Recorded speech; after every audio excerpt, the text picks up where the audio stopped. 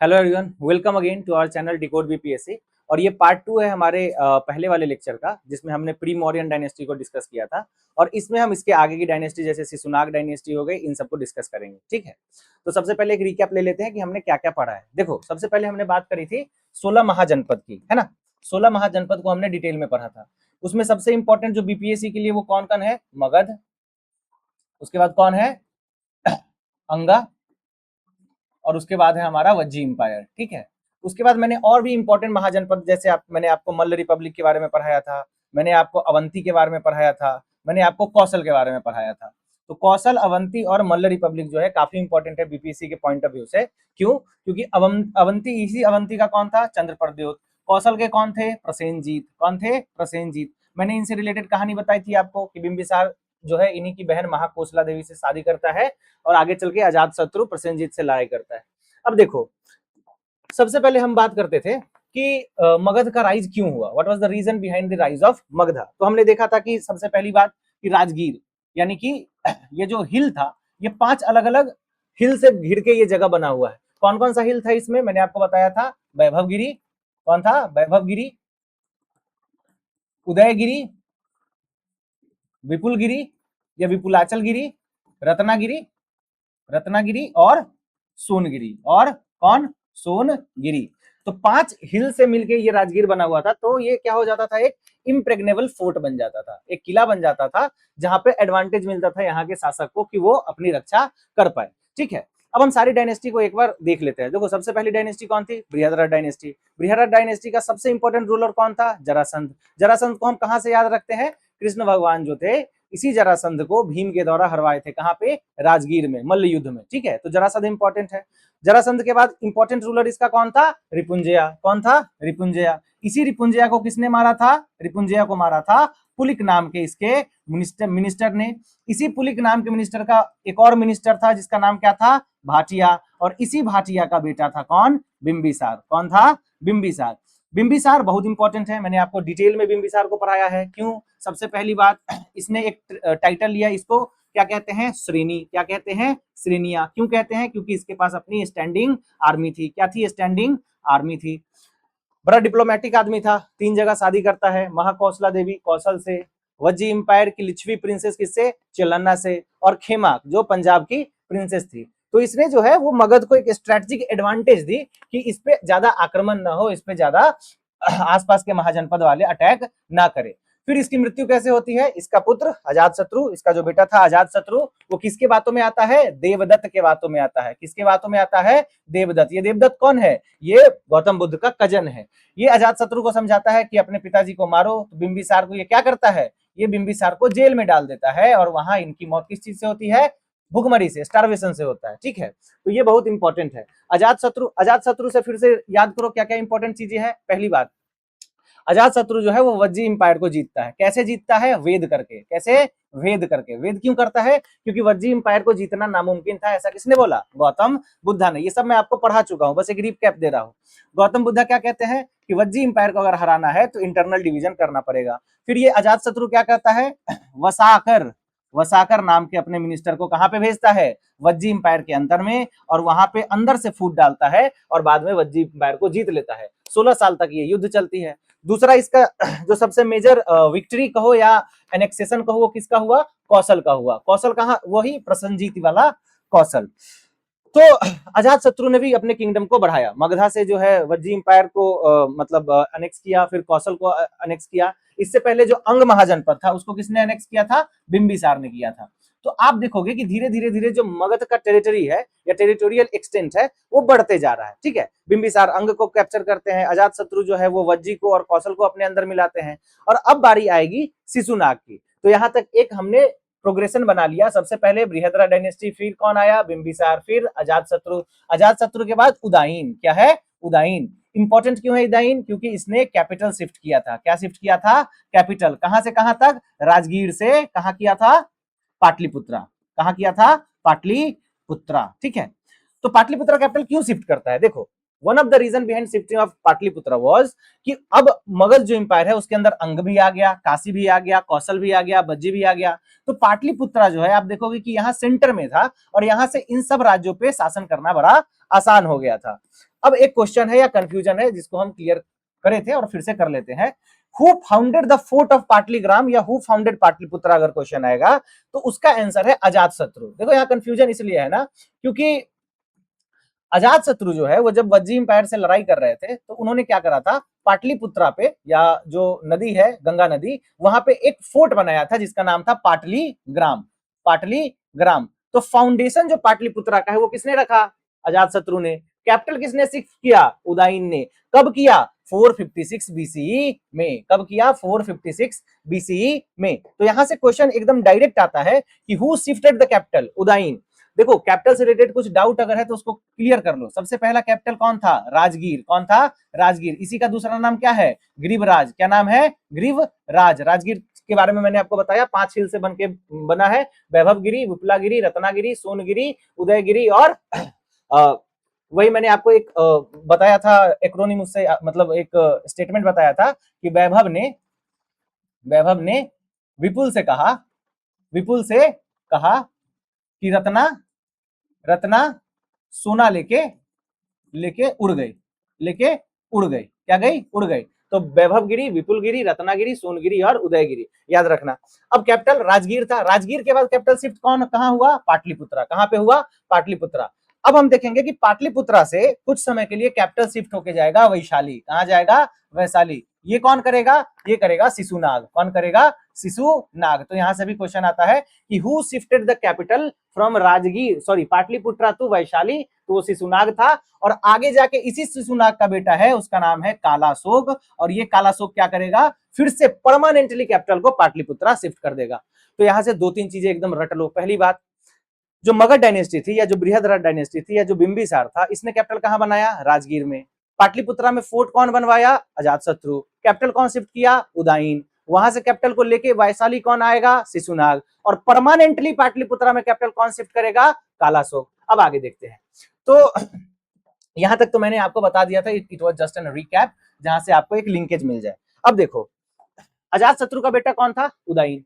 उदयन की मृत्यु कैसे होती है, तो जैन के वेश में आके एक आदमी जो है इनका मर्डर कर देता है। उसको बोला जाता है कि अवंती ने जो है एजेंट बना के भेजा था और ऐसे उदयन की मृत्यु होती है। अब उदयन के मरने के बाद क्या होता है कि जो इनके सक्सेसर आते हैं, जो इसके बाद के रूलर आते हैं, वो बड़े वीक थे, वो बहुत अच्छे रूलर नहीं थे और इनको पेट्रिसाइडल किंग्स कहा जाता है, पितृहंतक राजा। क्यों पितृहंतक राजा कहा जाता है, क्योंकि ये सारे जो थे इनमें पता नहीं क्या था, ये अपने बाप को मार के ही राजा बनते थे। तो चाहे वो अनिरुद्ध हो गए, मुंडा हो गए और नागदशक हो गए। अब देखो ये जो लास्ट किंग था वो था नागदशक, जो बिंबिसार या हर्यंक डायनेस्टी, अभी हम क्या पढ़ रहे हैं, हर्यंक डायनेस्टी। हर्यंक डायनेस्टी का लास्ट रूलर था, उसका नाम क्या था, नागदशक। अब नागदशक के समय में बहुत ज्यादा करप्शन बढ़ गया और पब्लिक ने रिवोल्ट कर दिया। पब्लिक ने पहली बार एक ब्लडलेस कू किया। क्या किया, ब्लडलेस कू किया, यानी कि कोई ऐसा अस्त्र शस्त्र नहीं उठाया पर इसको हटाया। और इसको हटा के राजा कौन बनता है, उसी का मंत्री जिसका नाम है शिशुनाग। और यहां से स्टार्ट होता है शिशुनाग डायनेस्टी की। कहां से स्टार्ट होता है शिशुनाग डायनेस्टी की, इसी पॉइंट ऑफ इवेंट से शिशुनाग डायनेस्टी स्टार्ट होता है। अब देखो मैंने बताया था कि जो हर्यंक डायनेस्टी है उसका टाइमलाइन क्या है, 554 बीसीई से लेके 413 बीसीई तक। 413 बीसीई तक। तो 554 बीसी से लेके 413 बीसी तक किसका टाइमलाइन है, हर्यंक डायनेस्टी का। इसके बाद कौन डायनेस्टी आएगी, शिशुनाग डायनेस्टी आएगी। शिशुनाग डायनेस्टी का रूलर कौन है, शिशुनाग ही है।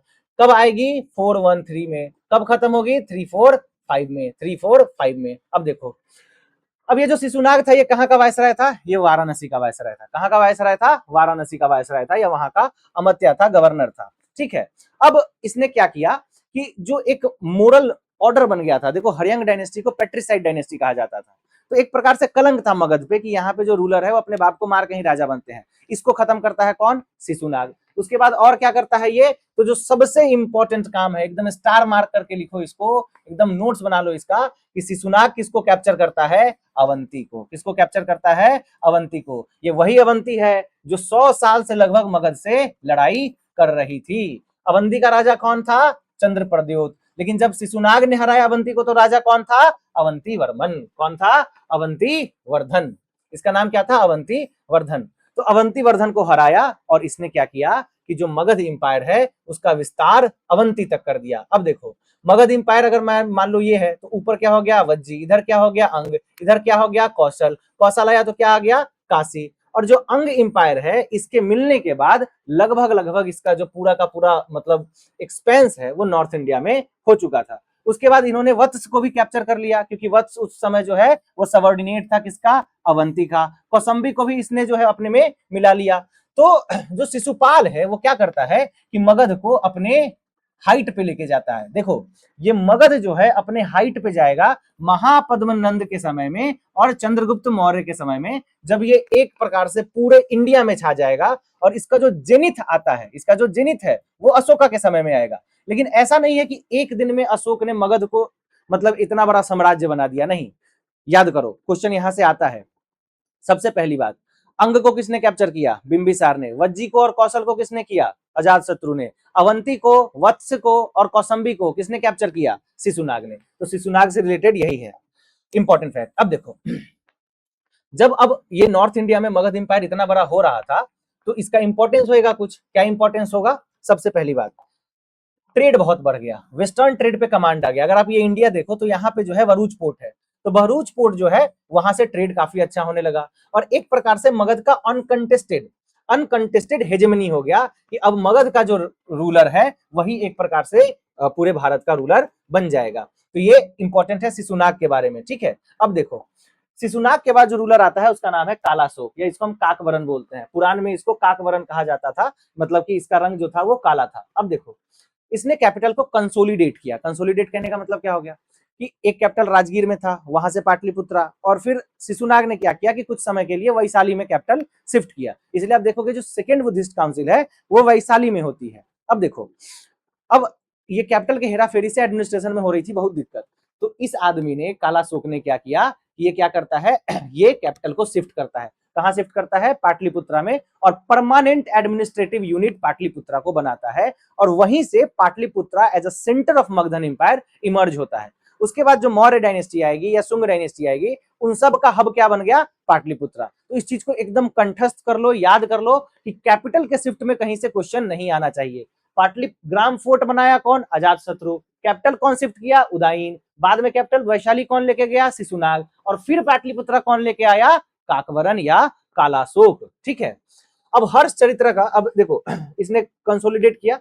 ये लगभग 28 साल तक राज्य करता है और काफी स्टेबिलिटी के साथ इसने मगध को और प्रॉस्पेरस बनाया। और इसी के समय में सेकेंड बुद्धिस्ट काउंसिल भी होगी, उसको मैं अभी आपको आगे बताऊंगा। अब देखो बाणभट्ट ने किताब लिखी हर्षचरित्र। हर्षचरित्र में इसने बताया कि पाटलिपुत्रा में कालाशोक को, काकवरन को, यहाँ गले में किसी ने चाकू मारी और इसकी हत्या कर दी। और यह कहा जाता है कि हत्या और किसी ने नहीं बल्कि महापद्म नंद ने की थी। किसने की थी? महापद्म नंद ने की थी। अब देखो आगे देखो, तो सेकेंड बुद्धिस्ट काउंसिल कहां होता है? वैशाली में। क्यों होता है? क्योंकि उस समय वैशाली जो था वो कैपिटल था किसका? मगध एम्पायर का। अब सेकेंड बुद्धिस्ट काउंसिल, मैंने बुद्धिज्म को बहुत डिटेल में पढ़ाया है, ये तो यहाँ पे तो मैंने बस 2-4 फैक्ट लिखे हैं। मैंने यहाँ पे आपको सेकेंड बुद्धिस्ट काउंसिल से रिलेटेड सारी चीजें पढ़ा रखा हूँ, चाहे वो स्थाविरवादीन हो, महासंघिका हो। ये काउंसिल इंपॉर्टेंट इसलिए है क्योंकि यहाँ पे बुद्धिज्म 2 सेक्ट में डिवाइड हुआ था, स्थाविरवादीन और महासंघिका। यही स्थाविरवादीन आगे जाके क्या बन जाएगा? हीनयान। यही पहले हीनयान नहीं, पहले थेरावाद बनेगा, उसके बाद क्या बनेगा? हीनयान। यही महासंघिका आगे जाके क्या बन जाएगा? महायाना। इसी महायाना से रिलेटेड कौन है? बोधिसत्वा। क्या है? बोधिसत्वा, ठीक है। तो यहां से क्वेश्चन पूछता है, इसलिए मैं आपको बता दे रहा हूं एक बार फिर। पैट्रन रूलर कौन था? कालाशोक। कब हुआ? 383 बीसीई में, ठीक है।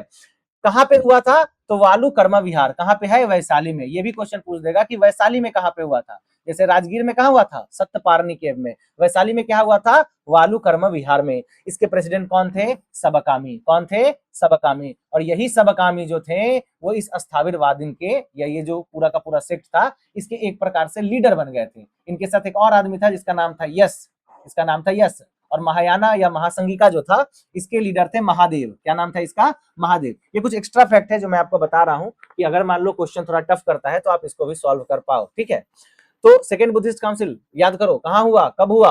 कहाँ हुआ? वैशाली में। वैशाली में कहाँ? वालुकर्मा विहार पे। कब हुआ? 383 बीसीई में। इंपॉर्टेंट क्या है इससे रिलेटेड? दो सेक्ट में बुद्धिज्म डिवाइड हो गए, स्थाविरवादीन और महासंघिका। अब आगे देखो, अब ये जो शिशुनाग डायनेस्टी है ये धीरे धीरे धीरे खत्म होता है और आता है हमारा सबसे बड़ा dynasty, one of the biggest dynasty before Mauryan dynasty, Nand dynasty. अब शिशुनाग डायनेस्टी कैसे खत्म होता है? तो मैंने आपको बताया कि जो काला शोक था उसको किसने मारा? महापद्म नंद ने। कैसे मारा? तो गले में चाकू घोंप के। ये हमें कहां से पता चलता है? हर्षचरित्रा से। हर्षचरित्रा कौन लिखा है? हर्षचरित्रा कौन लिखा है? बाणभट्ट। कौन लिखा है? बाणभट्ट। अब देखो समझो, ऐसा नहीं है कि काला शोक को मारने के बाद नंद जो है वो डायरेक्ट रूलर बन जाते हैं, नहीं। इसके बाद भी लगभग 10 प्रिंसेस होते हैं, 10 राजकुमार होते हैं, जिसको एक एक करके महापद्म नंद मारता है और लास्ट में 345 बीसी में महापद्म नंद जो है वो थ्रोन पे बैठ जाता है और स्टार्ट होती है नंद डायनेस्टी की। अब देखो, इंपॉर्टेंट क्वेश्चन है और इंपॉर्टेंट कंसेप्ट है, फैक्ट है, समझो। नंद डायनेस्टी के आने के साथ क्या हुआ पता है? नंद डायनेस्टी को कहा जाता है इसने क्षत्रिय के हेजेमनी को तोड़ा। अभी तक हम देख रहे थे कि जितने भी मेजर क्लान्स थे ये सारे क्षत्रिय थे। इवन जो बुद्धि बुद्धि मतलब गौतम बुद्ध हो गए, सिद्धार्थ हो गए या महावीर हो गए, ये सारे किसी ना किसी क्षत्रिय क्लान से थे। पहली बार क्षत्रिय क्लान को या क्षत्रिय जो कास्ट है उसको हरा के जो गद्दी पे बैठता है वो है महापद्म नंद, इसलिए इनको सर्व क्षत्र अंतक भी कहा जाता है। अब देखो, सोचो पॉलिटिकल रेवोल्यूशन क्यों था? क्योंकि पहली बार जो है शूद्रा की एसिडेंसी हुई थी, ऐसा माना जाता है और पुराण में ये एक्सप्लिसिटली लिखा हुआ है कि जो नंद थे वो शूद्र थे। वो क्या थे? शूद्र थे, क्योंकि पुराण में इनको अनघात कुल शूद्र भी कहा जाता है। क्या कहा जाता है? अनघात, अनघात कुल शूद्र, अनघात कुल शूद्र। तो देखो, बार बार क्वेश्चन पूछा जाता है नाम से कि बिंबिसार को और किस नाम से जाना जाता था? श्रेणी। काकवरन, काला शोक। महापद्म नंद से दबा के क्वेश्चन पूछता है कि इनका दूसरा नाम क्या था? तो महाशत्रहंतक या महाशत्र अंतक भी हम इनको बोलते हैं, एक रथ भी बोलते हैं, उग्रसेन भी बोलते हैं, लेकिन इनका एक और नाम है जिसको हम बोलते हैं अन्न अन्नघात कुल शूद्र, अन्नघात कुल शूद्र। और ये कहां पे वर्णन है इसका? कहां पे मेंशन्ड है? This is mentioned in Puranas. कहां पे मेंशन्ड है? पुराणास में। ठीक है, सो एक प्रकार से जो क्षत्रिय लिनिएज था उसको तोड़ते हैं ये, and he become the king of Magadha. और यहां से स्टार्ट होती है महापद्म नंद की जर्नी। तो महापद्म नंद से रिलेटेड क्वेश्चन दबा के पूछता है। अब महापद्म नंद जो है उनको एक टाइटल मिलता है सर्व क्षत्र अंतक का। क्या बनता है? सर्व क्षत्र अंतक का, अपरूटर ऑफ ऑल क्षत्रिय। जितने भी क्षत्रिय थे उस समय को, उस समय के सबको इन्होंने मारा और इन्होंने इक्ष्वाकु, पंचाल, काशी, हैहाज, कलिंगाज, अस्माक, कुरु, मैथिलाज सब पे विजय पाया।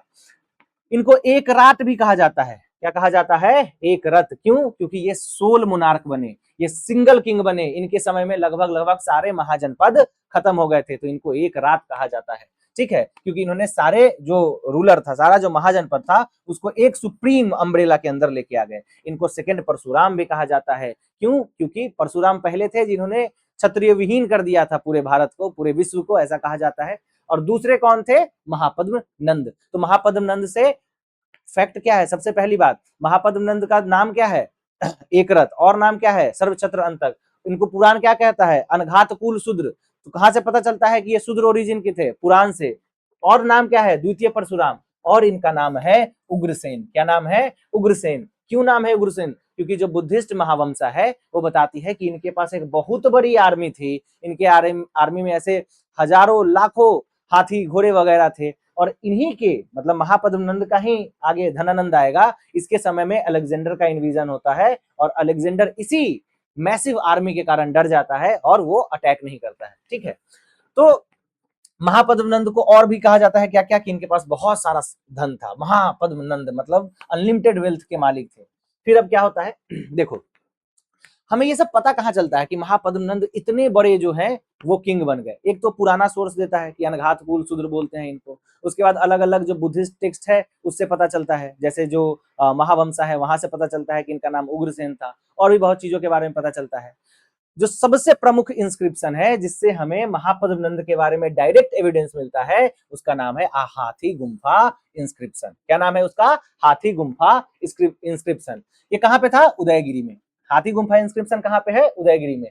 ये किसका इंस्क्रिप्शन है? ये खारवेला किंग किंग खारवेला, कलिंगा के एक राजा थे खारावेला। और बड़ा इंपॉर्टेंट है, दबा के क्वेश्चन पूछता है यहाँ से कि हाथी गुम्फा इंस्क्रिप्शन किसका है, तो किंग खारावेला का है। कहाँ के थे वो, तो कलिंगा के थे। कलिंगा कहाँ था, ओडिशा में था। तो इसने इस इंस्क्रिप्शन में दो चीजों का वर्णन किया है। पहला, जहां से क्वेश्चन पूछा जा चुका है और सबसे ज्यादा क्वेश्चन पूछा जा चुका है, कि जब महापद्मनंद खारवेल मतलब कलिंगा पे अटैक करते हैं, महापद्मनंद जब कलिंगा पे अटैक करते हैं तो अपने साथ as a symbol of victory एक जिना का इमेज लेके आते हैं। एक जैन तीर्थंकर का इमेज जो है, आइडियल जो है, मूर्ति जो है, वो लेके आते हैं कहाँ पे, मगध में। तो सबसे पहला इंपॉर्टेंस हाथी गुम्फा इंस्क्रिप्शन का जिना आइडल कौन लेके आया, महापद्मनंद। इससे क्या पता चलता है कि इन्होंने कलिंगा पे अटैक करा था। यहाँ पे कंफ्यूजन होएगा।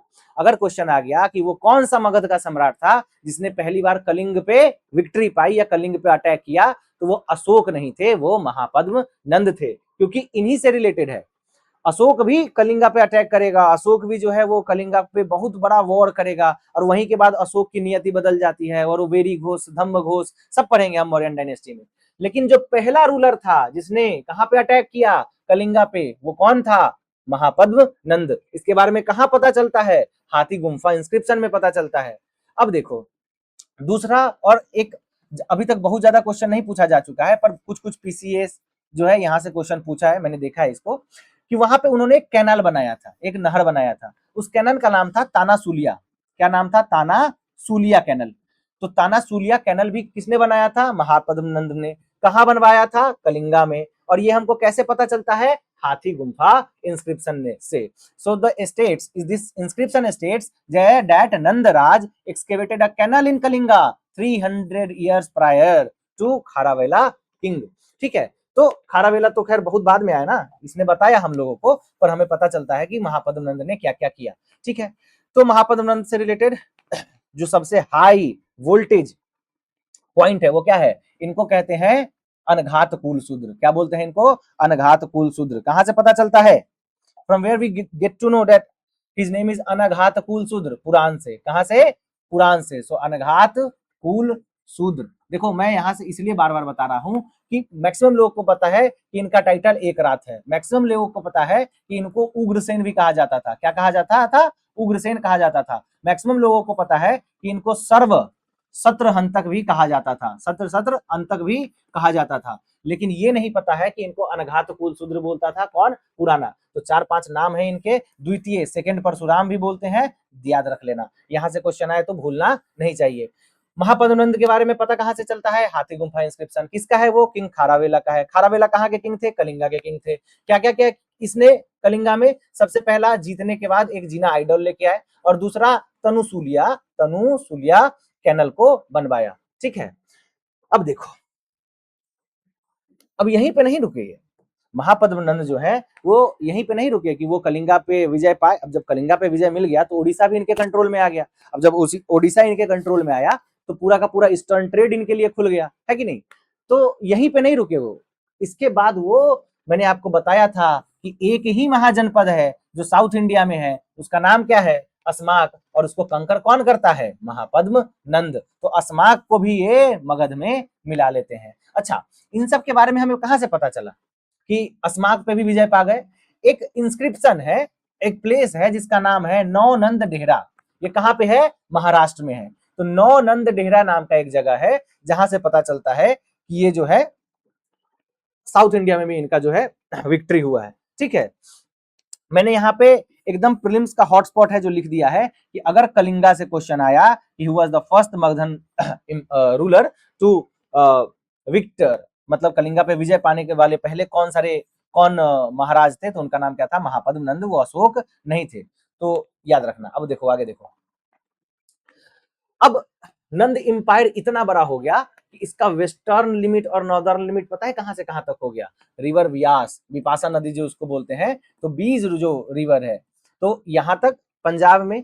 अगर आप देखोगे तो जो अलेक्जेंडर का इन्वेजन है, इन्हें मतलब इनके डर से रुक गया था, और इसमें कुरु, पांचाल, मत्स्य सारे जो महाजनपद है वो आ गए। ईस्टर्न में आप देखोगे तो इनको टाइटल दिया जाता है गंगारी दई। गंगारी दई रीजन कहने का मतलब बंगाल के एकदम ईस्ट तक जो है इनका रीजन फैल गया। और साउथ में मैंने आपको बताया कि अस्माक और महाराष्ट्र वाले क्षेत्र में भी ये जो है वो चले जाते हैं। जो रोमन राइटर है जैसे प्लिनी हो गए या डियोडरस हो गए, वो इनको प्रासी या गंगारी दई के नाम से जानता था कि गंगा पे रूल करने वाले रूलर है, और इसी के थ्रू पता चलता है अलेक्जेंडर को कि भैया इनकी आर्मी बहुत बड़ी है। अब इसके बाद जो दूसरा इंपॉर्टेंट रूलर आता है उसका नाम है धनानंद। क्या नाम है उसका? धनानंद। अब देखो, ऐसा हमको लगता है कि धनानंद और महापद्म नंद ही सिर्फ दो रूलर है नंद डायनेस्टी के, ऐसा नहीं है। नंद डायनेस्टी में 9 रूलर हुए हैं, लेकिन सारे उतने इंपॉर्टेंट नहीं है, दो ही इंपॉर्टेंट है, एक महापद्म नंद और दूसरा धनानंद। धनानंद इंपॉर्टेंट इसलिए है कि इसी से रिलेटेड कहानी है कि धनानंद जो था ना वो बड़ा करप्ट आदमी था। मतलब ऐसा माना जाता है कि बहुत टैक्स लेता था, लोगों को बहुत तंग करता था। तो इसके कोर्ट में गए कौटिल्या, और कौटिल्या से बहस छिड़ी, और इन्होंने जो धनानंद साहब है, इन्होंने कौटिल्या की कर दी बुराई, और कौटिल्या वहीं पे जो है ये प्रॉमिस करते हैं कि मैं तो तुम्हारे साम्राज्य को गिराऊंगा, और फिर चंद्रगुप्त मौर्य को ट्रेन करते हैं और इसको जो नंद डायनेस्टी है उसको गिराते हैं। अब ऐसा नहीं है कि अचानक से धनानंद से डिस्प्यूट हुआ, ये तो एक कहानी है। तो ऐसा नहीं है कि धनानंद से डिस्प्यूट हुआ, वो बाहर गए और हीरोइक एकदम चंद्रगुप्त मौर्य को तैयार करके लाए और लड़ने लगे, नहीं। कुछ ऐसा सोशियो पॉलिटिकल बन गया था उस समय का क्लाउड कि धनानंद का जो छवि है वो बड़ा खराब होने लगा। ये हमको कैसे पता चलता है कि ग्रीक एपिथेट्स इनको एग्रेमीज और जेंड्रेमीज कहता है। एग्रामीज और जेंड्रेमीज कहता है कि ये बहुत ज्यादा करप्ट था, बहुत ज्यादा क्या था? करप्ट था। और भी हमें पता चलता है, जैसे किंग पौरुष जो है वो अलेक्जेंडर को बताते हैं कि ये जो धनानंद है ये लो बर्थ का है और काफी करप्ट आदमी है। तो धनानंद से रिलेटेड बड़ा मतलब कि लोगों में जो है वो फैला था कि बड़ा गंदा रूलर है। उसके बाद कुछ कुछ और कहानियां हैं, जैसे कि एक तमिल संगम पोएट हुए जिनका नाम था मामलुनार, और मामलुनार ने कहा कि ये जो धनानंद है, ये गंगा नदी के रिवर बेड में बहुत सोना छुपा के रखा है। ठीक है, तो ये सारी कहानियां हैं रिलेटेड धनानंद से। हमें क्या याद रखना है कि भैया धनानंद ही वो रूलर था जब अलेक्जेंडर का इन्वेजन हुआ, यही वो रूलर था जिसको चंद्रगुप्त मौर्य हरा के और मौर्य साम्राज्य की स्थापना करते हैं। ठीक है, अब देखो, नंद एम्पायर का मिलिट्री बहुत बड़ा था, बहुत बड़ा मिलिट्री था। One of the reason behind the not conquering India और नॉट अटैकिंग इंडिया अलेक्जेंडर का ये था कि he was afraid of the army of Dhanananda और नंद डायनेस्टी। सबसे प्रमुख बात इस आर्मी की ये थी कि इनके पास वॉर एलिफेंट्स थे। इनके पास क्या था? वॉर एलिफेंट था, और कहा जाता है कि करीब करीब 6000 वॉर एलिफेंट था। अब ग्रीक लोगों के लिए ये एलिफेंट देखना ही बड़ा मुश्किल था, और ये सोचो कि बाप रे, इतना बड़ा बड़ा हाथी युद्ध में उतरेगा तो दिक्कत हो जाएगी। और इसी से डरा कौन? अलेक्जेंडर की आर्मी। अभी हम आगे देखेंगे उसको। तो पट्टी कहते हैं इन्फेंट्री को, जो फुट सोल्जर थे, लगभग 2 लाख फुट सोल्जर था इनके पास में। अश्व यानी घोड़ा 20,000 से 80,000 तक माना जाता है कि इनके पास घोड़ा था। रथ यानी चैरियट, 2 घोड़े 4 घोड़े वाले चैरियट थे, वो भी लगभग लगभग 2 से 8,000 थे, और हाथी 3 से 6,000 था। तो ये इतना बड़ा इनका ऐसा माना जाता है। कभी कभी कहा जाता है कि दंत कथाएं हैं या बहुत एग्जेजरेटेड है, जो उस समय का राइटर है। अभी हम देखेंगे जो मेगास्थनीज है, उसने किताब लिखी इंडिका, जो कौटिल्य है जो जो अर्थशास्त्र लिखा। अब दोनों में बड़ा मतलब पैराडॉक्सिकल चीज लिखा हुआ है, ठीक है, वो हम आगे देखेंगे। इसलिए मैं बता रहा हूँ कि ये जो वीडियो होने वाला है ना, इसमें बस मैं ये नहीं कह रहा हूँ कि फैक्ट फैक्ट फैक्ट फैक्ट बता दे रहा हूँ, मैं आपको एक बैकग्राउंड समझा रहा हूँ। जैसे अगर मैं अभी थोड़ा सा कहानी इसको देखते हैं, राइज ऑफ मगधा को ही देख लेते हैं। तो क्या मगध एक दिन में इतना बड़ा इंपायर बन गया? नहीं ना। मगध के बनने के पीछे का एक कारण था। क्या क्या कारण था मैंने आपको बताया। राजगीर था, पाटलिपुत्रा था, छोटा नागपुर के प्लेट्यू से आयरन आ जाता था, वहीं के जंगल से जंगली हाथी आ जाते थे, तो एक एडवांटेज मिला। उसके बाद धीरे धीरे अलग अलग राजाओं ने अलग अलग समयों में क्या किया, इसको कंकर किया। जैसे बिंबिसार ने अंग को कैप्चर किया, अजात शत्रु वज्जी और कौशल को करता है, जो शिशुनाग है वो अवंती वत्स को करता है। और जब महापद्मनंद आते हैं तो इन्होंने क्या किया, ये कलिंगा को पे भी अटैक करके उसको अपने में मिला लेते हैं, और अस्माक जो सिवल एक महाजनपद साउथ इंडिया में था उस पर भी ये अटैक कर देते हैं। ठीक है, तो कहा जाता है इनके पास 800 मिलियन गोल्ड कॉइन थे। अब देखो 800 मिलियन गोल्ड कॉइन, समझ रहे हो, ये बहुत बड़ा एग्जेजरेशन है, पर कहा जाता है 80 कोटि होड, यानी कि 800 मिलियन। तो बोल देगा कि 80 कोटि होड, 80 कोटि होड जो है, या सोना का जो खदान है, वो किससे रिलेटेड है? वो नंद डायनेस्टी से रिलेटेड है। पाणिनि कहते हैं, पाणिनि जो है वो इसी के समय समकालीन रहे हैं, और पाणिनि इंपॉर्टेंट इसलिए है क्योंकि इन्होंने किताब लिखी है जिसका नाम है अष्टाध्यायी।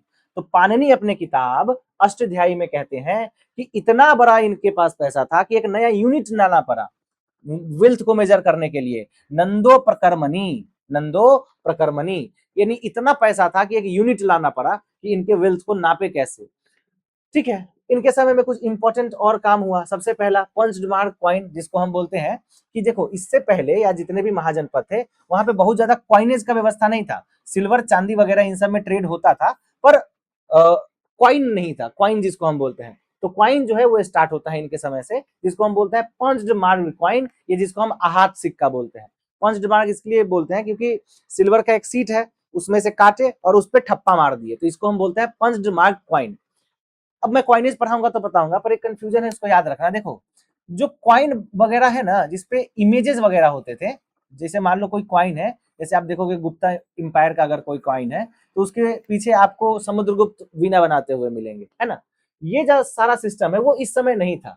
इस समय सिर्फ जो कॉइन था उस पर कुछ कुछ तस्वीर का हमको पंच मिलता है, जैसे सन का, सिक्स आर्म सिंबल का, बुल का, हिल का, एलिफेंट का। तो 5 पंच्ड मार्क कॉइन होता था इनके समय में। पंच्ड क्यों? क्योंकि उसको पंच किया जाता था। अच्छा, गोल्ड का भी यूज नहीं होता था। और ये जो इमेज वगैरह है जो कॉइन पे डाला जाता है, ये इंडो ग्रीक्स ने यहाँ पे डाला है। ये जैसे मिएंडर देखेंगे हम, तो ये जो इंडो ग्रीक्स थे वो इमेज वगैरह डालने का यहाँ पे पूरा सिस्टम स्टार्ट करे। इस समय बस कॉइन को क्या किया जाता था, पंच किया जाता था अलग अलग सिंबल से। और यहाँ बहुत ज्यादा गोल्ड जो है वो नहीं था, गोल्ड हमें देखने को नहीं मिलता है। गोल्ड पहली बार, गोल्ड के सिक्के या गोल्ड कॉइन जो है वो इंडो ग्रीक्स ही लेके आते हैं, और बाद में कुषाण जो है, जैसे कजुल खडपीस, बीमा खडपीस, कनिष्का, इनके समय में गोल्ड काफी स्टैंडर्ड हुआ और गुप्ता पीरियड में हमें गोल्ड कॉइन देखने को मिलता है। इस समय में गोल्ड कॉइन नहीं था। क्या था? नहीं था। और जो मिंट है वो धीरे धीरे स्टेट ने मिंट को ऑपरेट करना स्टार्ट कर दिया। मिंट मतलब क्या हुआ कि पहले जो कॉइन वगैरह बनता था ना, वो ट्रेडर जो है वो क्या करते थे, सिंबल के लिए खुद से ही कॉइन बना लेते थे। लेकिन धीरे धीरे जो राज्य था, यानी जो सरकार थी, उसने भी कॉइन को अपने अंदर ले लिया। आगे देखो, अब देखते हैं कुछ इन्वेजन। देखो भारत में सिर्फ अलेक्जेंडर का इन्वेजन नहीं हुआ था। भारत, या भारत जिसको हम आज भारतवर्ष बोलते हैं, इंडियन सब कॉन्टिनेंट बोलते हैं। जब हम इंडियन सब कॉन्टिनेंट बोलते हैं ना, तो ये बहुत बड़ा हो जाता है। यहाँ पे पाकिस्तान और यहाँ पे जो है आपका अफगानिस्तान, ये सारा जो इलाका है वो इंडियन सब कॉन्टिनेंट का पार्ट है। तो इंडियन सब कॉन्टिनेंट पे जो पहली बार हमला करता है वो पर्सियन से। कौन पर्सियन था? Cyrus the great, Darius one. और इसने क्या किया कि ये वाला जो पूरा का पूरा इलाका है इसको अपने कब्जे में ले लिया, और इसको ये अपना 20th सत्रपी बोलते थे। इसको अपना 20वां सत्रपी, इनका जो किंगडम था वो सत्रपी में डिवाइडेड था। किसमें डिवाइडेड था? सत्रपी में। तो इसको अपना 20वां सत्रपी मानते थे और बना दिए थे। और यहाँ पे जो ये पूरा का पूरा बेल्ट है, पाकिस्तान वाला और अफगानिस्तान वाला, इस पे मेनली रूल जो था वो पर्सियन लोगों का होता था। अब इसके कारण हुआ क्या कि हमारा जो कुछ कल्चरल इन्फ्लुएंस है, हमारे यहाँ पे जो कुछ कल्चरल लिंकेजेज है, वो पर्सिया से मिल जाता है। जैसे कि सबसे पहले तो देखो कि हमें पता कैसे चलता है कि पर्सियन जो है वो अटैक हुआ, या पर्सिया जो है वो 12th सत्रपी बना दिया था इस वाले इलाके को। तो 2 रूलर था, पहला तो था आपका साइरस द ग्रेट, दूसरा था डेरियस वन। इसने पंजाब, सिंध और गंधार को अनेक्स किया, है ना। इसने हिंदू कुश को डिस्ट्रॉय किया या अनेक्स किया। अब देखो 2-3 इंस्क्रिप्शन है। पहला है बेहिस्तून इंस्क्रिप्शन। क्या है? बेहिस्तून इंस्क्रिप्शन। ये बड़ा इंपॉर्टेंट है, यहां से क्वेश्चन आता है। इसी में मेंशन है कि जो गदरा, या जिसको हम उस समय गंधार बोलते थे, ये पर्सियन सब्जेक्ट बन गया था। ठीक है, तो बेहिस्तून इंस्क्रिप्शन से पता चलता है कि पर्सियन अटैक हुआ, या पर्सिया जो है वो 20th सत्रपी बनाया। और एक है नक्श ए रुस्तम इंस्क्रिप्शन, जहां पे भी ये मेंशन्ड है। एक और चीज है कि जर्क्सीज नाम का एक बहुत बड़ा पर्सियन रूलर हुआ है, और इसने इंडियन जो एजेंट थे या इंडियन जो आर्मी के इंडियन सोल्जर को, ये एक ग्रीक से इनकी युद्ध हुई थी जिसको बोलते हैं थर्मोपली, इसमें इसने इंडियन सोल्जर का इस्तेमाल किया था। तो कुछ इंपॉर्टेंट फैक्ट है पर्सियन से रिलेटेड, ये अगर आ जाए तो आप यहाँ से सॉल्व कर सकते हो। अगर ये नहीं भी याद है ना तो चलेगा, लेकिन याद कर लेना, क्योंकि Cyrus the great, Darius one से क्वेश्चन पूछा जा चुका है। बेहिस्तून इंस्क्रिप्शन बहुत इंपॉर्टेंट है, नक्शे रुस्तम इंस्क्रिप्शन बहुत इंपॉर्टेंट है, याद कर लेना इसको। लेकिन इससे ज्यादा अगर आप बोलोगे कि ज्यादा इंपॉर्टेंट क्या है, वो है ये टेबल, इसको याद करो। देखो सबसे पहली बात, ये पर्सियन इन्फ्लुएंस ही था जिसके कारण यहाँ पे खरोष्टी इंस्क्रिप्ट जो है वो इंट्रोड्यूस हुआ। यही खरोष्टी इंस्क्रिप्ट है जिसमें अशोका ने इस वाले रीजन में अपने कुछ इंस्क्रिप्शन लिखे हैं, मानसहेरा और साहेब गरही। ये मैं बताऊंगा, आगे के क्लास में बताऊंगा। पर खरोष्टी इंस्क्रिप्ट जो है वो कहां से इंट्रोड्यूस हुआ? पर्सियन इन्फ्लुएंस से इंट्रोड्यूस हुआ। इंपॉर्टेंट क्यों है? क्योंकि ये राइट टू लेफ्ट लिखा जाता था। यहाँ इंडिया में जो स्क्रिप्ट थे, चाहे वो प्रकृत हो गया, पाली हो गया, वो लेफ्ट टू राइट। और अभी हिंदी कैसे लिखा जाता है? Left to right. इंग्लिश कैसे लिखा जाता है? Left to right. लेकिन उर्दू कैसे लिखा जाता है? Right to left. तो जो खरोष्टी इंस्क्रिप्ट है वो राइट टू लेफ्ट लिखा जाता था। ये कहां से आया? पर्सिया से आया। कहां से आया? पर्सिया से आया। उसके बाद और पर्सियन इफेक्ट क्या क्या हुआ हमारे इंडियन सब कॉन्टिनेंट में? देखो, पहला बात कि खरोस्टियन स्क्रिप्ट आया। दूसरा, आर्किटेक्चर जो है वो हमने एकेमेडियन एम्पायर से इन्फ्लुएंस के बनाना स्टार्ट कर दिया, जैसे कि पॉलिश्ड मोनोलिथिक स्टोन पिलर, जो अशोका का अशोक पिलर है वो एक ही खड़ा पिलर है और पॉलिश्ड है। ये हमने कहां से लिया है? पर्सिया से लिया है। कहां से लिया है? पर्सिया से लिया है। तो ये इंपॉर्टेंट है, बस इसको याद रखना। उसके बाद कोर्ट में कुछ प्रैक्टिसेस थे, वो भी पर्सिया से इन्फ्लुएंस होकर यहाँ पे प्रैक्टिस होना स्टार्ट किया, जैसे फीमेल बॉडीगार्ड वगैरह हो गए, ये सब हो गया, या एकदम मोमबत्ती उम्बत्ती जला के नहाते थे, ये सब हो गया। ये सारा पर्सियन सिस्टम था जो धीरे धीरे इंडिया में भी इंट्रोड्यूस हुआ। और क्वाइनेज सिस्टम देखोगे कि सिग्लोई और डेरिक नाम का जो कॉइन था वो पंजाब वाले रीजन में सर्कुलेट होता था और ये पर्सियन कॉइन था। तो पर्सिया का इन्फ्लुएंस हुआ, कैसे हुआ? और पर्सिया का अटैक कब हुआ? इसी समय में हुआ, 544, सॉरी 544 में हुआ है वो ऐसा मत मान लेना कि ये नंद डायनेस्टी के अंदर में इसका इम्पैक्ट हुआ है। ये बहुत पहले हुआ है, ये 558 530 में और 512 446 में हुआ है। जो नंद के समय में हुआ है वो अलेक्जेंडर या ग्रीक का इन्वेजन हुआ है। अब देखो, पहला इन्वेजन किसका हुआ? पर्सियंस का। किसका हुआ? पर्सियन का। दूसरा किसका होगा? अलेक्जेंडर यानी ग्रीक का। अब देखो, यहां तक तो हो गया। अब हम बात करते हैं मैकेडोनियन इन्वेजन की या अलेक्जेंडर के कैंपेन की। तो अलेक्जेंडर जो थे मैकेडोनिया के सिकंदर महान थे, इन्होंने अटैक करा। तो यहां से क्वेश्चन दबा के पूछा जाता है, इसलिए इसको थोड़ा डिटेल में देख लेते हैं, समझो। जब ये इंदस रिवर को क्रॉस कर रहे थे, ठीक है, तो वहां एक रूलर था जिसका नाम था अंबी। क्या रूलर था? अंबी। अंबी ने जो है वो फ्री पैसेज दे दिया कि sir I am so sorry, मतलब हमें माफ कर दे और हम आपके गुलाम हैं। तो पहला जो ट्रेटर है, पहला जो जो विश्वासघातक है, वो अंबी है, जो तक्षशिला का राजा था, जिसने अलेक्जेंडर को एकदम बिना लड़े जो है पैसेज दे दिया। लेकिन एक हिल ट्राइब था जिसका नाम था असाकिनोई हिल ट्राइब, जिसकी रानी क्लेओफिस थी। ये असाकिनोई हिल ट्राइब जो है वो लड़ता है और वहां पे एक फोर्ट है जिसका नाम है मसाग फोर्ट। क्या नाम है? मसाग फोर्ट। तो मसाग फोर्ट आज के स्वात वैली में, स्वात वैली जो है आज अफगानिस्तान और पाकिस्तान के बॉर्डर वाले इलाके में है। इसने कड़ी टक्कर दी किसकी? किसको? अलेक्जेंडर को। और यहां से क्वेश्चन एक बार पूछा जा चुका है कि मसाग फोर्ट कहां था, या जिसने कड़ी टक्कर दी थी अशोक अलेक्जेंडर को, वो लोग कहाँ के थे? वो मसाग के थे। और कौन से ट्राइब के थे? असाकेनोई ट्राइब के थे। उनकी रानी का नाम क्लियोफिस था और मसाग फोर्ट से उन्होंने जो है वो लड़ाई करी थी। लेकिन इन बेचारों को जो है लगभग 7,000 से ज्यादा लोगों को अलेक्जेंडर की आर्मी ने मास मैसेकर किया, पीस ट्रीटी साइन होने के बाद भी। तो ये एक इंपॉर्टेंट इवेंट था जो थोड़ा हिडन है, पर यहाँ से एक आध बार क्वेश्चन पूछा जा चुका है, क्योंकि हम मेनली पोरुस के बारे में जानते हैं, हम मेनली जो है वो अंबी के बारे में जानते हैं, पर ये मसाग फोर्ट और ये असकनोई ट्राइब या क्लेफिस के बारे में ज्यादा हमें पता नहीं है। तो इसको भी एक बार देख लेना कि अलेक्जेंडर को टक्कर देने वाला पहला पौरुष नहीं था, पहला कौन थे? ये असकनोई ट्राइब लोग थे और यहाँ पे एक मैसेकर हुई थी। अब आते हैं हम अपने बैटल ऑफ हाइडेपस पे, या इसको हम बोलते हैं झेलम नदी का युद्ध, द बैटल ऑफ हाइडेपस। ये कब हुआ? 326 बीसी में हुआ। अब बड़ा इंटरेस्टिंग स्टोरी, आपने सुन रखा होगा, नहीं सुन रहा है तो देखो। इसका स्टोरी ये है कि जो पौरुष थे वो उस समय यहाँ के राजा थे और उन्होंने क्या करा झेलम नदी के किनारे कि बहुत टफ रेसिस्टेंस दिया किसको? अलेक्जेंडर को। और बहुत अच्छे तरीके से लड़े। ऐसा कहा जाता है कि जो अलेक्जेंडर है वो इतना खुश हुआ, इतना खुश हुआ कि बाद में इसने जो है रीस्टोर कर दिया, इनके किंगडम को वापस दे दिया। तो पौरुष जो है वो राजा थे और उन्होंने क्या किया? अच्छा जो है एक प्रकार से एक बढ़िया बैटल दिया किसको? अलेक्जेंडर को। और ये कहा जाता है, एक फेमस एक्सचेंज है कि जब ये हार जाते हैं, क्योंकि उनकी आर्मी कमजोर हो गई थी, कुछ रीजन था, जैसे कि जो उनका रथ था वो उस समय बहुत ज्यादा बारिश हो गई थी तो कचरे में फंस गया था। जो अलेक्जेंडर की आर्मी थी उसने एलिफेंट्स पे जब फायर शूट किया, जब तीर शूट किया उसमें आग जला के, तो वो मतलब एलिफेंट ही जो है अपने ही आर्मी को कुचल के मारने लगी। तो कुछ किसी कारणों से परुष जो है हार गए, लेकिन वो इतने ब्रेवरी से लड़े, इतने अच्छे से लड़े। और एक फेमस डायलॉग है कि जब अलेक्जेंडर ने पूछा कि अब तुम्हारे साथ क्या किया जाए, तो इन्होंने कहा एक्ट लाइक अ किंग। इन्होंने कहा एक्ट लाइक अ किंग। बाद में अलेक्जेंडर खुश होकर इनको अपना जो किंगडम है परुष को किंगडम वापस कर देता है और वो फिर आगे बढ़ता है। ठीक है, अब देखो, अब अलेक्जेंडर जो है वो हार गया। अलेक्जेंडर क्या हो गया? हार गया। यहाँ पे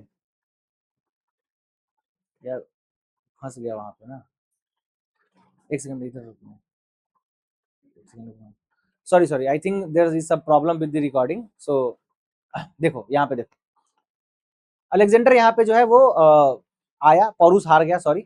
और अलेक्जेंडर ना यहाँ पे बहुत ज्यादा थक गया, क्योंकि वो बहुत सालों से लड़ाई कर रहा था, लड़ाई कर रहा था, लगभग 8 साल से लगातार कंटिन्यूअस कैंपेन में था। तो इसके जितने भी ट्रूप्स थे वो सारे जो है बहुत थक गए थे। और इसके कारण हुआ क्या कि इनका एक मिनिस्टर था जिसका नाम था कोइनस, उसने अलेक्जेंडर को समझाया कि देखो, दुनिया में सब कुछ जीत लेना ही नहीं होता है, एक बड़े इंसान का मतलब होता है कि वो कब रुक रहा है, व्हेन ही इज स्टॉपिंग।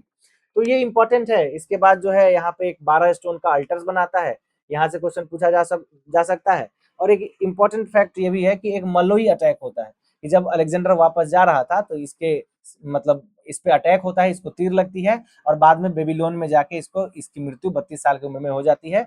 इसने 2 सिटी को बनाया, इसका नाम था बुकाफेलस और निकाइया। बुकाफेलस और निकाइया ये 2 सिटी है जो इस वाले इलाके में अलेक्जेंडर ने बनाया था। बुकाफेलस जो सिटी है उसने अपने वॉर हॉर्स, घोड़े के नाम पे उस सिटी का नाम रखा था बुकाफेलस।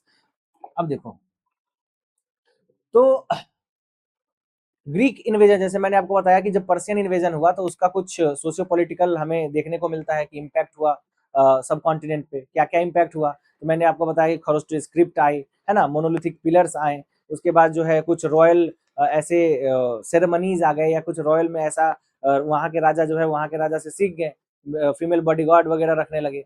वैसे ही जब ग्रीक इन्वेजन हुआ तो उसका भी हमें कुछ यहाँ पे देखने को मिलता है कि उसके कारण सोसाइटी में क्या क्या चेंज होता है। पहला चेंज, और पहला और सबसे प्रमुख चेंज, जब ग्रीक इन्वेजन हुआ तो ये जो पूरा इलाका है यहाँ पे ये सारा बिखर गया, जो पंजाब और आज के पाकिस्तान और अफगानिस्तान वाला इलाका है वो काफी बिखर गया। तो इससे मदद मिली चाणक्य को, और चाणक्य ने इन सब को क्या किया, चंद्रगुप्त मौर्य उनके मतलब जो शिष्य थे उसके द्वारा इन सब को इंटीग्रेट किया, और तब जाके मगध पे अटैक करते हैं और वो फिर मगध को जीत लेते हैं। ठीक है, और अलग अलग रूट खुल गए सेंट्रल एशिया से ट्रेड करने के, ग्रीक सेटलमेंट बने जैसे अरकोसिया, कंधार, बुकाफेलस। तो ये वाला जो हमारा इलाका था, ये वाला जो इलाका था, यहाँ पे बहुत सारा ग्रीक किंगडम बन गया। ठीक है ना, इसी में एक था सेलुकस निकेटर, जिसका हम आगे जब मौर्य डायनेस्टी पढ़ेंगे तो पढ़ेंगे उसके बारे में। गंधार आर्ट जो है, जो मैं आपको बताऊंगा, सॉरी, जब कुषाण में आपको पढ़ाऊंगा तो बताऊंगा कि गंधार आर्ट जो है वो फ्लरिश हुआ, वो कहीं ना कहीं हेलेनिस्टिक इन्फ्लुएंस में आया, यानी यही ग्रीक वगैरह के इन्फ्लुएंस में आया, और क्वाइनेज वगैरह जो है वो हमें देखने को मिलता है। ठीक है, अब था मतलब ये जो मतलब मगध इंपायर का राइज हुआ, उसके पहले का मैंने आपको रीजन बताया था, उसी का एक्सटेंशन है कि इस समय को जो हमारा 6th सेंचुरी बीसी है, इसको हम बोलते हैं सेकेंड अर्बनाइजेशन। तो फर्स्ट अर्बनाइजेशन क्या था, फर्स्ट अर्बनाइजेशन हड़प्पा था। क्या था, हड़प्पा था। तो हड़प्पन अर्बनाइजेशन फर्स्ट था। सेकेंड अर्बनाइजेशन कब हुआ, 6th सेंचुरी बीसी में। क्यों हुआ, क्योंकि आयरन टेक्नोलॉजी की खोज हो गई थी, और बहुत सारे नगर, बहुत सारे महानगर बने, जैसे चंपा, राजगीर, श्रावस्ती, साकेत, कौशाम्बी, वाराणसी। और इस समय जो पॉटरी, मतलब जो जिसको हम बोलते हैं पॉटरी, जो बहुत सारे काम में आता था, जैसे चाहे वो डेकोरेशन के काम में आए या सामान को स्टोर करने में आए, तो नॉर्थ ब्लैक्ड पॉलिश्ड वेयर जो है वो यहाँ पे फेमस हुआ। ठीक है, तो क्वेश्चन आता था, या क्वेश्चन आता है कि मगध एरा में कौन सी पॉटरी जो है वो सबसे ज्यादा यूज हुई, तो northern black polished where use हुई। अब आगे देखो, इस समय में पैडी ट्रांसप्लांटेशन, जिसको हम कहान या रोपा बोलते हैं, वो फेमस हुआ। यानी कि आज आप देखते होंगे कि पैडी का ट्रांसप्लांटेशन कैसे होता है, या खेती कैसे होता है, पहले उसको नर्सरी में उगाया जाता है, और फिर जो है वो एकदम वेट कोई लैंड होता है जिसमें पानी लगी होती है, उसमें जाके उसको रोपा जाता है, तो इसको हम ट्रांसप्लांटेशन कहते हैं। ये जो पूरा का पूरा सिस्टम है वो इसी समय में हुआ, और rice, barley, wheat, sugar cane, sesame, इन सबका एक्सटेंसिव खेती होना स्टार्ट हुआ। क्लास क्या था, देखो उस समय एग्रेरियन इकोनॉमी होगी ना, ऐसा तो उस समय इंडस्ट्री वगैरह कुछ ऐसा बहुत बड़ा था नहीं, तो उस समय एग्रेरियन इकोनॉमी थी। तो जो सोशल क्लास थे वो 3 भाग में डिवाइडेड थे। एक को हम बोलते हैं गृहपति, जो लैंड ओनिंग क्लास था। एक को हम कसक या पीजेंट बोलते हैं, जिसके पास छोटी छोटी लैंड होल्डिंग थी। और एक को हम बोलते हैं दशा कर्मकारा या 10 कर्मकारा, ये लैंडलेस एग्रीकल्चरल लेबर्स थे। तो क्वेश्चन पूछा जाता है कि 10 कर्मकारा का मतलब क्या होता है, तो 10 कर्मकारा क्या हो गया, कर्मकारा क्या हो गया, लैंडलेस लेबर।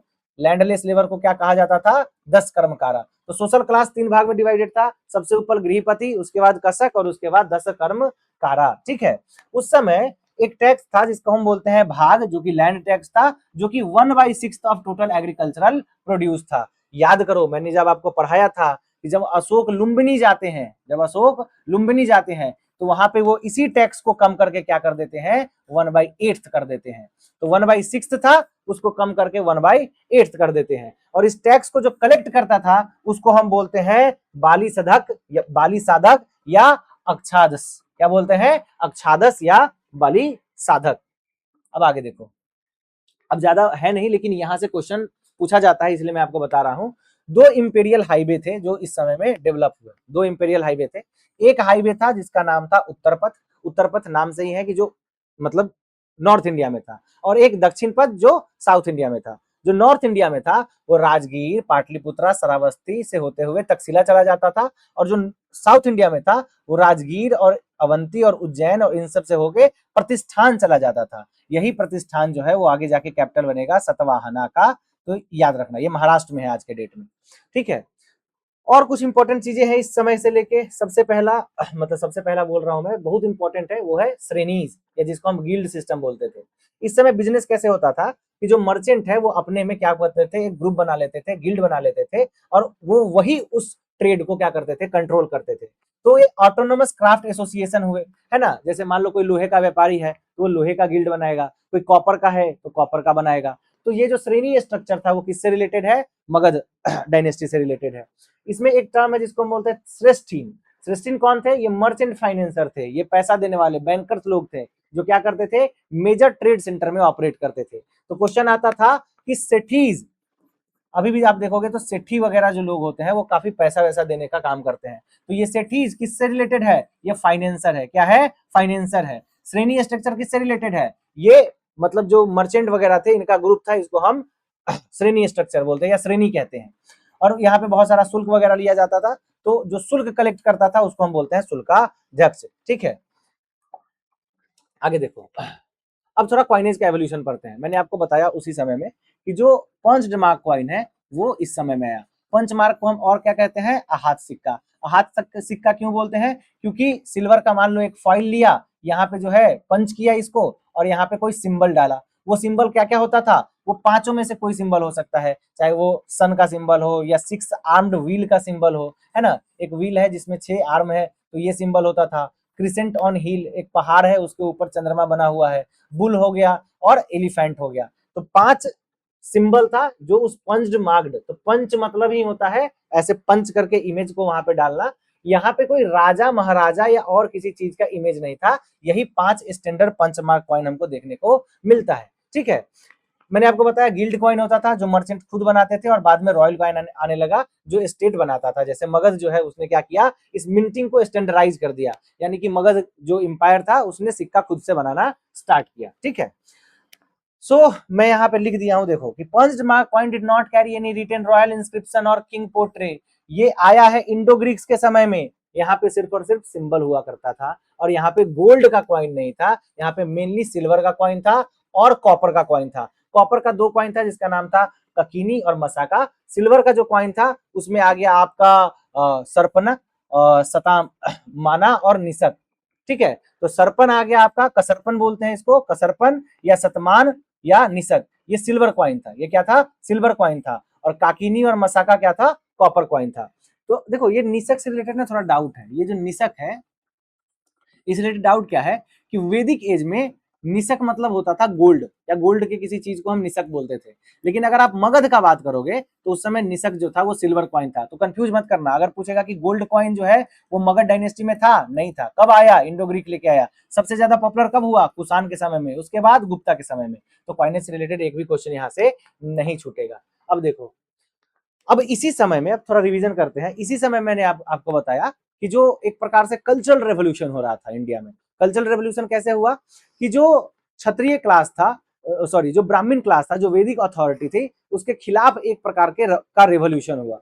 तो उसी के कारण बहुत सारे सेक्ट बने, जैसे बुद्धिज्म, जैनिज्म, आजीविका और लोकायत, ठीक है। तो ये सारा मैं आपको बता चुका हूं, बस एक बार यहाँ पे रिवाइज कर लो कि इसी समय में ये सारे रिलीजन बने हैं, ठीक है। वुमेन का पोजीशन कैसा था, देखो बहुत ज्यादा पैट्रियार्कल सोसाइटी ही थी। पैट्रियार्कल ही सब कुछ चलता था। पर अगर आप देखोगे तो मोनेस्टिक एंट्री थी, भिक्षुणी संघा होता था, थेरी गाथा हमने देखा है कि जो नन्स थी बुद्धिज्म में उन्होंने सॉन्ग लिखा है, और क्रोटिशियन हुआ करती थी, जैसे वैशाली में अम्बापाली हो गई। तो देखा जाता है कि बहुत ज्यादा गंदा भी वुमेन का स्टेटस नहीं था। जुडिशियरी कैसी थी, तो वर्ना इनइक्वालिटी बहुत ज्यादा था, और हमें वहां का जो पिनल कोड है, जो वहां का दंड विधान है, वहां पे देखने को मिलता है कि कास्ट के आधार पे जो है सजा दिया जाता था, कि ब्राह्मण को कम सजा, शूद्र को ज्यादा सजा, इस टाइप का सिस्टम था। जो कोर्ट का सिस्टम था वो ऐसा था कि जो किंग है वो सुप्रीम जज होगा, और उसके नीचे ब्राह्मण जज वगैरह होंगे, जिनको वोहारिका कहा जाता है। ठीक है। विलेज में कोर्ट होता था, जो लोग पंचायत वगैरह करते थे, तो उस समय भी जो था ग्रामिका और ग्राम सभा वगैरह का कंसेप्ट था। अब देखो गांव का स्ट्रक्चर कैसा था, कि ग्रामिका होता था, विलेज काउंसिल होता था, और ये इंपॉर्टेंट है। ये इंपॉर्टेंट क्यों है कि इस समय में ना स्पेशलाइज्ड विलेज होते थे। जैसे कोई विलेज है वो सिर्फ वुड का काम कर रहा है, तो उसको वद्धकी गांव कहते थे। कोई सिर्फ और सिर्फ जो है स्मिथ का काम कर रहा है ना, ब्लैक स्मिथ का काम कर रहा है, तो इसको कमारा गांव कहते थे। सॉल्ट विलेज होता था, यानी कि जो विलेज है ना वो डेडिकेटेड होता था किसी एक काम के लिए। तो स्पेशलाइज्ड क्राफ्ट विलेज जो है मगधन सोसाइटी का पार्ट रहा है। उसके बाद अगर आप देखोगे तो साइक्लोपियन वॉल, मैंने आपको पढ़ाया था कि राजगीर के ऊपर 40 किलोमीटर का जो है वो एक वॉल बनाया गया। ऐसा कहा जाता है कि इसको बृहद्रथ ने ही बनाया था। बाद में बिंबिसार इसको और स्ट्रॉन्ग करता है, और अजात शत्रु जो है इसको फोर्टिफाई करता है, किसको डर से, अवंती के डर से। ठीक है ना। वॉच टावर्स बने यहाँ पे, जिसको बिंबिसार और अजात शत्रु ने बनवाया। और जो मतलब सैनिटेशन वगैरह का व्यवस्था था वो काफी अच्छा था, क्योंकि यहाँ पे वर्टिकल अर्थिंग रिंग्स डाल के साफ्ट बनाया जाता था। सेफ्टी वाला जो आपने देखा होगा कि जो टॉयलेट वगैरह होता था पहले के समय में, वो ऐसे रिंग टाइप का उसमें डाल देते थे, तो वो इस समय में काफी फेमस हुआ। और एक स्टार मार्क कर लो, अगर क्वेश्चन पूछा कि क्या स्तूप फॉर्मेशन जो है वो अशोक के समय से शुरू हुआ है, इसका आंसर है नहीं। इससे पहले भी अर्धन यानी मिट्टी की स्तूप वगैरह होते थे, वैशाली और पिपरावा में, मैंने आपको बताया था। अगर आप बुद्धिज्म को अच्छे से पढ़े हो तो मैंने उसमें आपको शरीर का धातु पढ़ाया था, कि उनके शरीर का जो अवशेष था उसको 8 किंगडम अलग अलग लेके जगह गया, और वहां पे अर्धन स्तूप बने। ठीक है। उसके बाद हो गया आपका कि बिहार से रिलेटेड इंपॉर्टेंट जगह, मेनली सब कुछ बिहार से ही स्टार्ट हुआ है। तो राजगीर में हमको साइक्लोपियन वॉल, बिंबिसार का जेल, सतापारनी केव और जीवक का मैंगो ग्रोव मिलता है। वैशाली में हमको मिलता है अभिषेक पुष्करनी। ये अभिषेक पुष्करनी क्या था कि जो वज्जी इंपायर था ना, वहां पे जब कोरोनेशन होता था, यानी कि जब राजा को इलेक्ट किया जाता था, तो एक अभिषेक होता था, यानी कि वह पूजा होता था, इसी को हम अभिषेक पुष्करनी बोलते हैं। राजा विशाल का गढ़ कहाँ पे है, वैशाली में है। चंपा में हमको क्या मिलता है, चंपा से याद करो चंदना, जो पहली जैन भिक्षुणी बनी, या पहली जैन की अनुयायी बनी, और वो कहाँ की थी, चंपा की थी। और पाटलिपुत्रा, पाटलिपुत्र वहां पे है, और सब कुछ तो खैर बाद में पाटलिपुत्रा ही आ गया। ठीक है। इसके बाद देखो, तो अब एक बार रिवाइज कर लेते हैं। रूलर, बृहद्रथ डायनेस्टी का सबसे इंपॉर्टेंट रूलर जरासंध, हरियंक का बिंबिसार, अजातशत्रु, उदयन, बिंबिसार, अजातशत्रु और उदयन, और फिर हमको मिलता है शिशुनाग, फिर कालाशोक, फिर महापद्म नंद। यही जरासंध है जिसको मल्ल युद्ध में कौन हराता है, भीम। कौन हराता है, भीम। इसका लास्ट रूलर कौन था, रिपुंजया। कौन था, रिपुंजया। उसको कौन हराया, पुलिका। पुलिका के बाद कौन आया, भाटिया। भाटिया का बेटा कौन था, बिंबिसार। बिंबिसार की 3 शादियां प्रमुख, महाकोशला देवी, चेलन्ना और खेमा। अजात शत्रु से रिलेटेड है, कौशल को अपने अंदर मिलाया और वज्जी इंपायर को अपने अंदर मिलाया। इससे रिलेटेड क्या है, वसकर।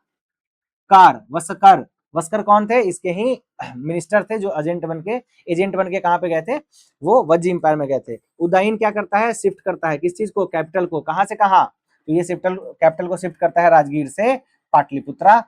उसके बाद शिशुनाग इंपॉर्टेंट क्यों है, अवंती को हराया। अवंती कौन था, 100 साल से मगध का सबसे बड़ा दुश्मन। उस समय रूलर कौन था, अवंतीवर्धन। उससे पहले इंपॉर्टेंट रूल कौन था इसका रूलर, चंद्र प्रद्योत। ये चंद्र प्रद्योत को ही जीवक नाम का जो फिजिशियन है वो क्या देता है, दवाई, और इसकी जॉन्डिस ठीक हो जाती है। रिवीजन करवा रहा हूं मैं यहाँ पे, इसको एक बार देख लो। कालाशोक इंपॉर्टेंट क्यों है, क्योंकि कालाशोक के समय में क्या हुआ है, सेकेंड बुद्धिस्ट काउंसिल। इसको मारा कौन, महापद्म नंद, और यहाँ से आता है नंद डायनेस्टी। तो यहाँ तक हमने जो है वो लगभग प्री मौर्यन डायनेस्टी के हर चीज के बारे में देख लिया। कुछ इंपॉर्टेंट जगह जहां से हाई क्वालिटी क्वेश्चन आता है, हाथी गुम्फा इंस्क्रिप्शन किसका था, किंग खारा वेला का था। कहाँ का किंग था ये, कलिंगा का किंग था। इंपॉर्टेंट क्यों है, क्योंकि यहाँ पे हमको मेंशन मिलता है महापद्म नंद के बारे में। क्या क्या मिलता है कि एक जीना का आइडल लेके गए, दूसरा तलुसिका कैनल बनवाया। ठीक है, तो तनुशिला कैनल जो है वो बनवाया।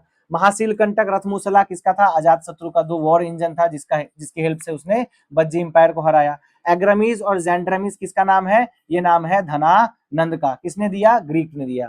थेरीगाथा मैंने आपको बताया था। थेरीगाथा क्या है? खुद्दक निकाय, खुद्दक निकाय के अंदर क्या है? ये सॉन्ग है। किसने गाया है? नंस ने, विक्षुनीज ने गाया है। नंदो प्रकर्मणी किसने दिया? पाणिनि ने। किसने दिया? पाणिनि ने। क्या है ये? यूनिट ऑफ वेल्थ मेजरमेंट है। और गंगारीदाई और प्रासी ये क्या है? ग्रीक नेम है फॉर ईस्टर्न किंगडम। ठीक है, आगे देखो पॉलिटिकल माइलस्टोन जहां से क्वेश्चन आता है। 544 क्या हुआ? Bimbisara ascended the throne, Haryanka dynasty की शुरुआत। 592 अजात शत्रु मार के बना। 583 फर्स्ट बुद्धिस्ट काउंसिल और बुद्धा का महापरिनिर्वाण हुआ। फर्स्ट बुद्धिस्ट काउंसिल कहाँ? सतपारनी केव में। 546 शिफ्ट ऑफ कैपिटल किसने किया? उदयन ने। 413 में क्या हुआ? Shishunaga overthrow Nagadashaka and annexed Avanti kingdom. 383 second Buddhist council. 345 Mahapadmananda जो है उन्होंने गद्दी पे बैठे। 326 अलेक्जेंडर का इन्वेजन और हडाइपस का युद्ध। और 332 चंद्रगुप्त मौर्य जो है वो चाणक्य के मदद से धनानंद को हरा देंगे और हमारा मौर्य डायनेस्टी आ जाएगा। ठीक है, इंपॉर्टेंट कैपिटल शिफ्ट एकदम ध्यान से देख लो।